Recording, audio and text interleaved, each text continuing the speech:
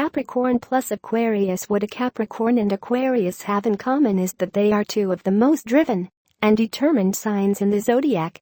What they do not have in common is how they approach their ambition, and that's really what makes this relationship a no-go.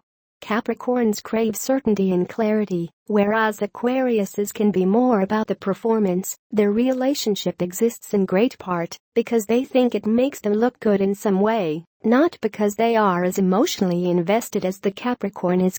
Ultimately, the Aquarius becomes domineering while the Capricorn, desperate to feel secure and very easily influenced by those they love, takes it for a while. However, their inherently independent and self-respecting nature will reveal itself after a while, and they will start to fight back or leave the situation altogether. Leo plus Cancer. What it really comes down to for Leo and Cancer is that despite their natural chemistry, their relationship doesn't work practically. This is frustrating to the Leo, who wants to feel secure in relationships, and upsetting to the Cancer, who wants to feel a deep and otherworldly connection to their partner. This inherent discord sets the ground for their relationship to be tumultuous at best and downright brutal at worst. Leos can be very off the cuff with their commentary, often flip-flopping between being super kind and open-hearted and unnecessarily critical. Cancers take all of this to heart, even if they don't express how much they are hurting. Over time, they develop aggression as a defense mechanism, and the relationship starts to blow up from there. Libra plus Taurus. Libras and Tauruses are actually very similar, and that's usually why the relationship doesn't work. They recognize too much of themselves in their partner. Both signs are strong-willed, aesthetically inclined, and lovers of all things beautiful and romantic.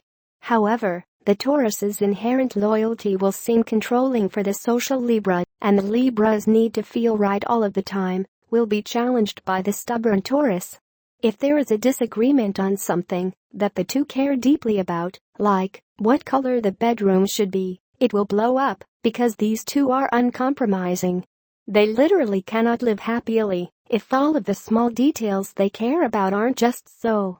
This ends up breeding so much tension between them over time, it just doesn't even seem worth it. Sagittarius plus Cancer. Cancers and Sagittariuses just don't have a ton in common, typically. Cancers are more homebodied by nature. They appreciate doing what they love with whom they love as frequently as they can. Sags are challengers. They want to explore, make new connections, try new things and expand as much as they can. The two will often find these traits to be warring at times. The Sag wants to move when the Cancer wants to stay. The Cancer wants to connect emotionally when the Sag wants to connect sexually. In the end, these two tend to care about each other in at least some way, which is why they stick it out, despite knowing that it doesn't really work. That's what does the long-term damage, bearing their eroding emotions for years longer than they should. Scorpio plus Pisces. Scorpios and Pisces are two feeling-driven signs.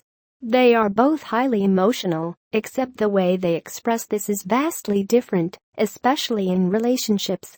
Scorpios channel their emotions intensely.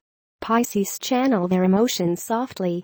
Both are inherently free-spirited, but while Scorpios can be reckless, Pisces are more inspired and responsible with their actions. These opposite traits easily create a ton of issues between them, especially when the Pisces wants to feel free and the Scorpio feels jealous that they aren't receiving all of their time and energy. Virgo plus Gemini. To put it simply, Virgos are practical, Geminis are dreamers.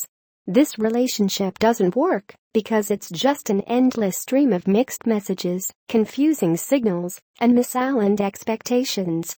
Virgos are the definition of realists. Though they are big dreamers, their focus is always on how they can practically achieve what they set out to do. Geminis are more the type to dream big and then not worry about the how, assuming it will all just come together on its own. Needless to say, the Virgo will likely take on a disproportionate bulk of the work in the relationship and end up resenting the Gemini